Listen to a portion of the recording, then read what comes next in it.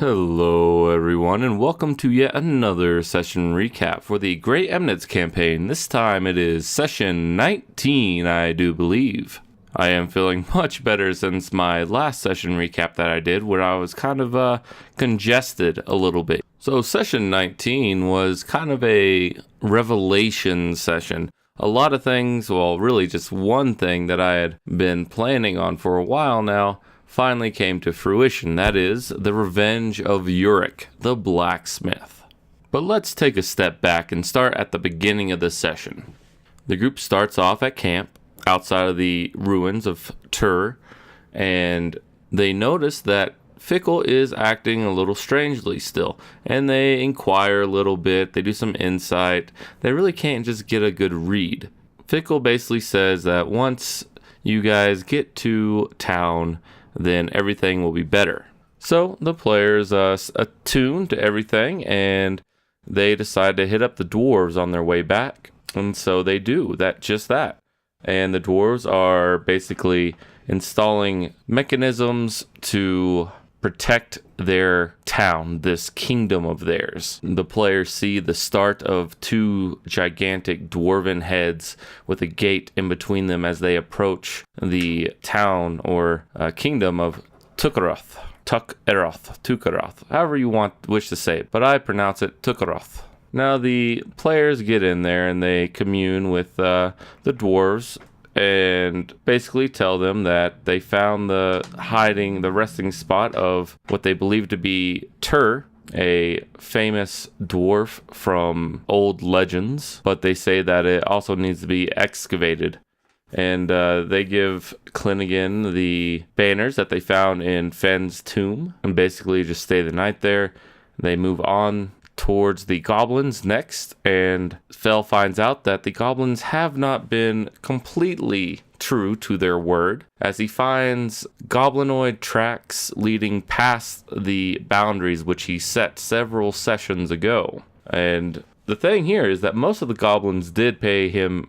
Now Fell was kind of displeased at this, so they essentially go into the caverns. One of the goblins runs away. They find a nursery containing 9 goblin babies that has been kind of dug into the cave bedrock. And they approach Red Snap and they have a little feud. Red Snap calls them their overlord, and he's very sorry that they had to trespass, but he only sent one hunter to fetch him a deer. Red Snap has also kind of adapted this position of power within the tribe here, as he has a throne made out of deer bones and other miscellaneous creatures, and has constructed a staff with which the Heartstone lays in the center of now, the item that they traded for the prayer bead necklace long ago, but Dannerby took the prayer bead necklace with him to Torvoxel. After this little discussion, Fell actually says you can elect 3 members to leave the boundary to hunt for you. Now, they can't leave all at the same time, but it doesn't have to be the same goblin. And Red Snap is very happy with this. We'll see what kind of developments happen after this. See if they abuse their power or not. They're goblins, so they might. It's a good chance they will. I'll probably roll a percentile dice or something like that to see if they do or not. But afterwards, the players moved on and they decided to visit Sir Tun finally, because that pretty much wraps up all the small little tasks that the players had in front of them that were kind of remnants of chapter 1, or things that just needed to be dealt with at the beginning of this chapter, which is chapter 2. So they essentially spend the night outside of the forest because they did not want to go in again at night, because bad things happened to them last time, and they really just don't want that to happen again. They did not see any will-o-wisps because they are now friendly creatures, or at least pawns of this Sir Tun, as the way he sees it. So he's not really sending out the will-o-wisp, and besides, he can summon them basically in an instant anyways, so it doesn't really matter that they don't see him at this point. So anyways, they continue in the forest. Alexander gets this little message in his head, basically saying Sir Tun, saying about damn time. what took you so long, and that further things need to be discussed when the party reaches me. And he says it's about a matter of old friends. Now, the group reaches the clearing, and Greem has that ring of mind shielding. He allows them to communicate telepathically, but only one person failed their check against his read thoughts. And so Sir Tun basically learned everything they've been up to for the past couple weeks. He didn't really learn desires so much. He just learned brief little snippets of what they've been through. And Sir Tun basically, he doesn't really propose, but he says to go seek out his old master, whose name is Exarloth. And initially, he doesn't really tell the party everything about it. He tells Aenos, because Sir Tun trusts Aenos a little bit more, because he's driven by, Sir Tun is at least, he's driven by greed and power, and he sees that he holds a certain power over Aenos because Aenos took that mark. So he tells Aenos that his master could have the means of knowledge and the means of resurrecting people, perhaps, or finding a way to get past Aenos's affliction. And he also tells Aenos that perhaps his master could also find a way to get the party out of this dragon devil contract that they're currently in, which is kind of the whole driving force behind their sense of urgency right now. But Sir Tun does not tell the party this, but he does produce a signet ring that is given to the party, and they eventually do wash it off in the council meeting, or Aenos has been slowly cleaning it off. And it's a ring, a pale white metal with inset diamonds in the shape of two gates with a gold line going between the two gates. And it's pretty ring, I think, at least as imagery goes. But they do find out that the ring does have some kind of permanent spell on it of locate object, whereas person who probably has a ring similar to this or a focus of some sort could very easily concentrate, and they would know where the ring the party currently has and where it is, essentially. What the party is really not accepting this whole let's go to Roarenfall and meet this guy who is apparently pretty powerful, because if he can break a devil contract, or if he can find a way to circumvent this contract, he must be pretty fucking powerful.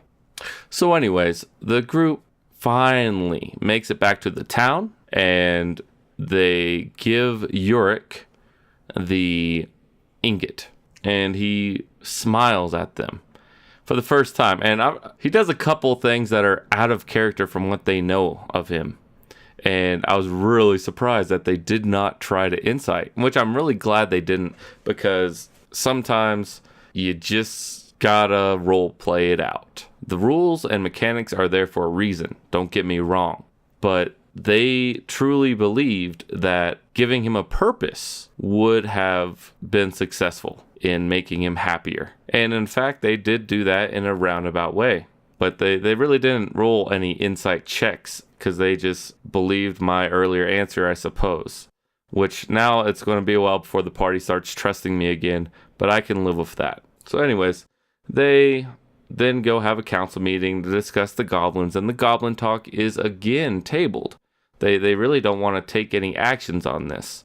And eventually they're going to have to, either by me forcing it on them because of something happened, or yeah, that's probably what's going to have to happen. So anyways, they talk about the goblins. They talk about a couple other things. They need to find a person to be put in charge, and Lady Torhana so valiantly offers her services. And Atlas at this point has just kind of gone complete business towards her, which is kind of funny. But we'll see how that changes in the future. Anyways, they ask her to leave, and Aenos tells them the rest of the story. That Exarloth can possibly find a way to get rid of this contract somehow. Maybe he holds information. And I do already know the method. I'm not hanging by the seat of my pants here. At this point, the party generally seems okay with leaving. They were kind of ambivalent. Metagame-wise, I know Zach's character did not want to go. Now the party actually wants to go to Roarenfall. But that pretty much wraps up the council session, aside from Wen being named a steward of this manor area. He kind of cleans up and does the financial doings of this manor house. Not the kingdom, just this area for now. The council chambers and their manor that they're staying in. Milton is finally given 15% is what they decided on in the council of the copper mine's earnings, which is actually pretty good. And Briar is, of course, captain of the guard, head of the guard, however you want to say. I think it's going to be captain of the guard as far as their town goes. Now, they all go to bed. Days and days have passed. They find Jordan Cacklebrow, stuff like that. They find that Torhana's been talking a little bit over these coming days, and I basically skipped forward a little bit. 10 days from when they handed the medal off to Yurik, they hear a loud scream in the dark, and I really suggest you just go watch part 3 of the session, as it's really kind of the meat, the diamond in the rough. It doesn't sound as good probably in summary form, so I would just go watch that if you're just kind of skipping a couple sessions to listen to these summaries. But essentially what happened was they heard a scream in the night. They go find out. Yurik plays pretty good deception on them, and they don't roll for insight, which is fantastic. I love it. They're all very heavy in their role-playing mindset at this point, and Yurik had his arm lopped off. Blood is pooling on the ground.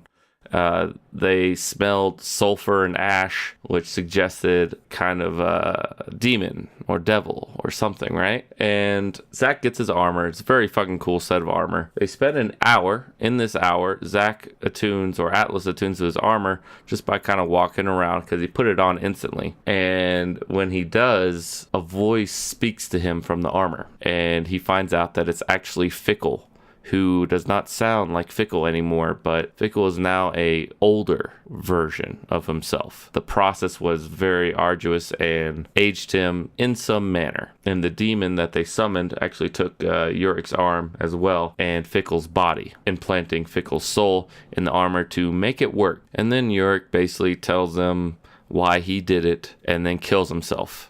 And the players are just like, oh, what the fuck at this point. In a good way, in a very, very good way. And that's pretty much where we ended the session, was a little bit after that. I should have just left on a cliffhanger, but I really wanted to see if they could make it to Javar. But again, I need to rein myself in a little bit on that.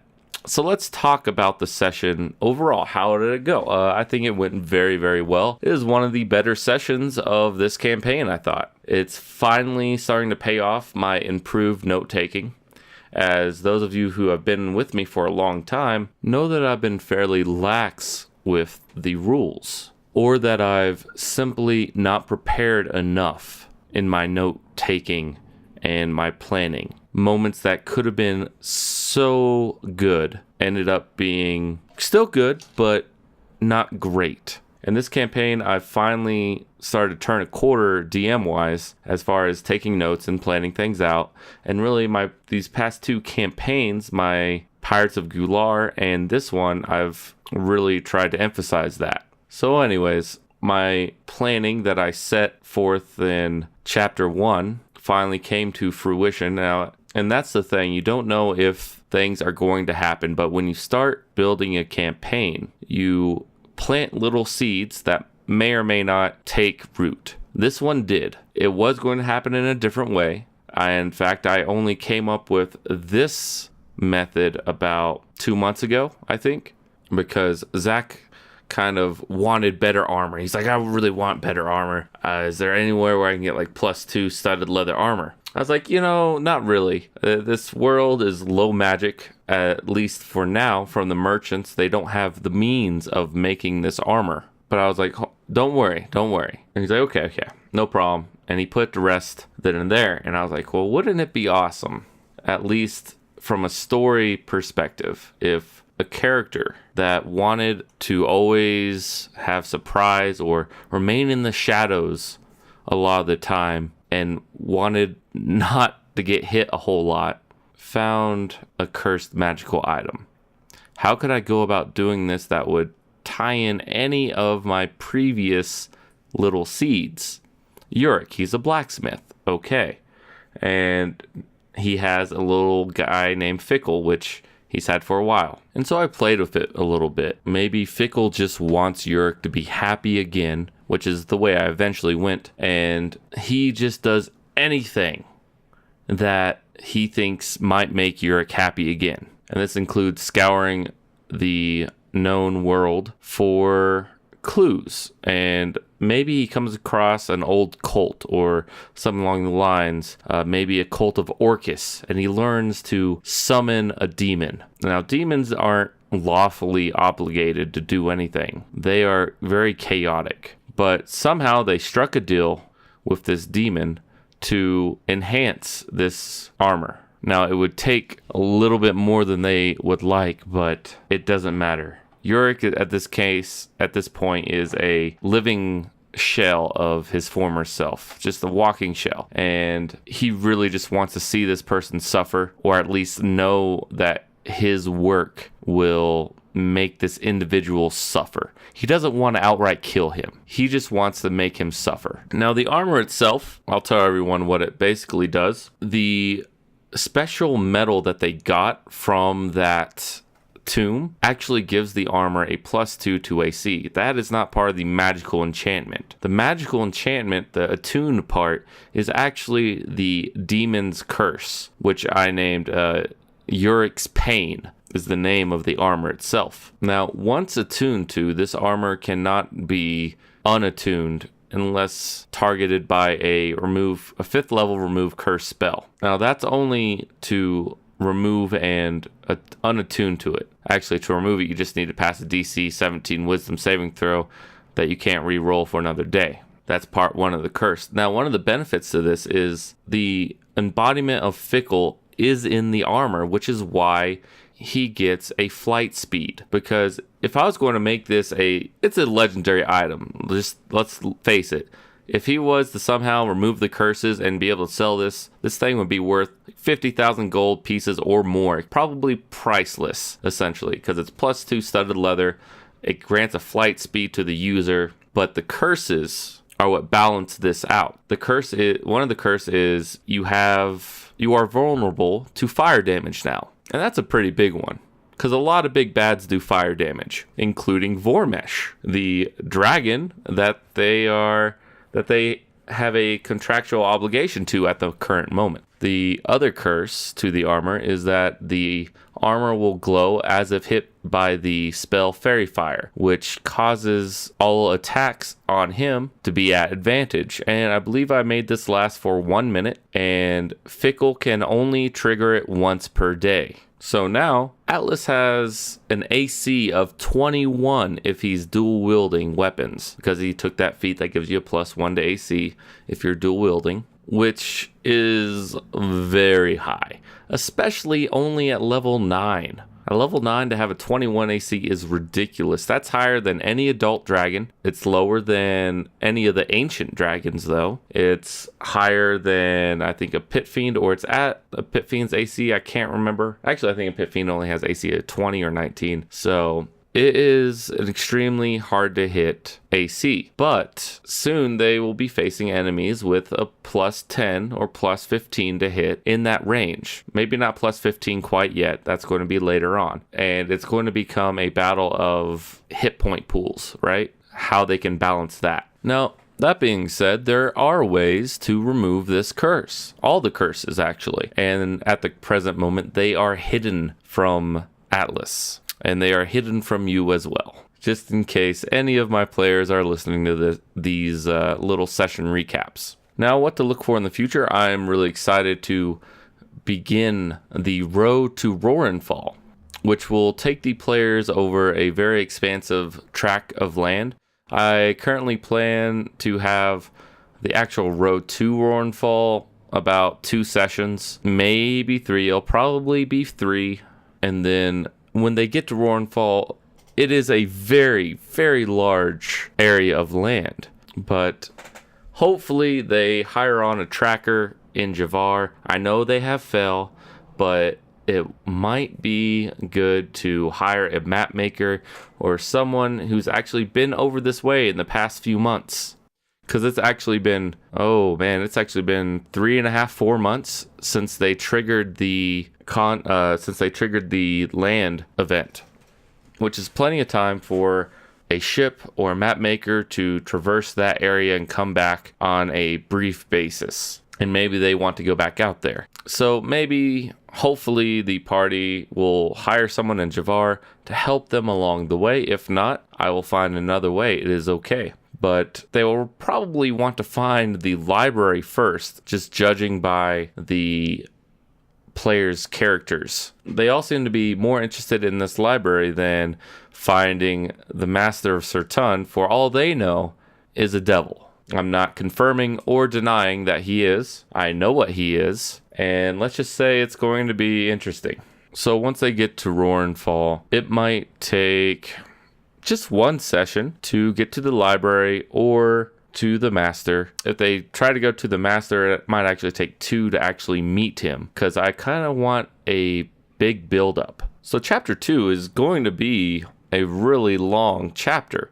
We're already 5 sessions in. We got one more for sure planned very soon. So it'll be 6 sessions in before you know it. And at 6 sessions in the first chapter, they had already signed a contract. I think they had a battle with the Hag Coven at this point, which is nice to not be moving at a super fast pace. It really allows the world to build around them. It allows me time to build the world around them, essentially. And the campaign has overall been very good, I feel. Like I said earlier, I feel I've started to take a turn DMing wise as far as painting this broad picture. And I do have hard time with the pre-built modules because the world's already built there. And if I was to run a pre-made adventure again, I would definitely take the time to read all the way through it once or twice and then throw out half of it probably and still keep the main plot point in there. But overall, lots of critical thinking has been done for this campaign. A lot of hours in my notes. I said, I have 10 pages or so of notes in the session, which I have more than that. I have 1, 2, 3, 4, 5. I've got about 12 entries, and each entry, some are longer than others, but the main entries are, 5 or 6 pages long if you were to go lengthwise.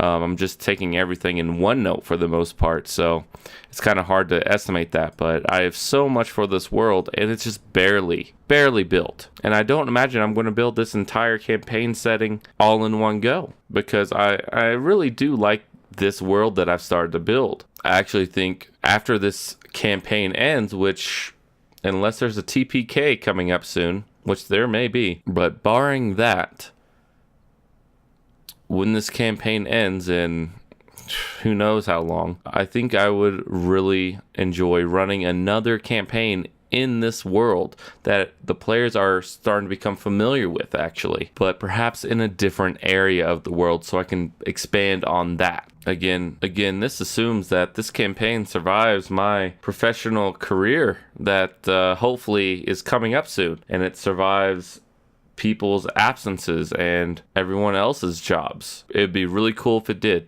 All right, I know I was a little long-winded on this session recap, and this is more of a grand scope recap, I guess, at the end of here. But anyways, please do let me know how you like this campaign, what you want to see more of, what you're interested in, thoughts, comments, all of the above. And also hit that like button, comment down below, and subscribe if you haven't already. All right, everyone, take care.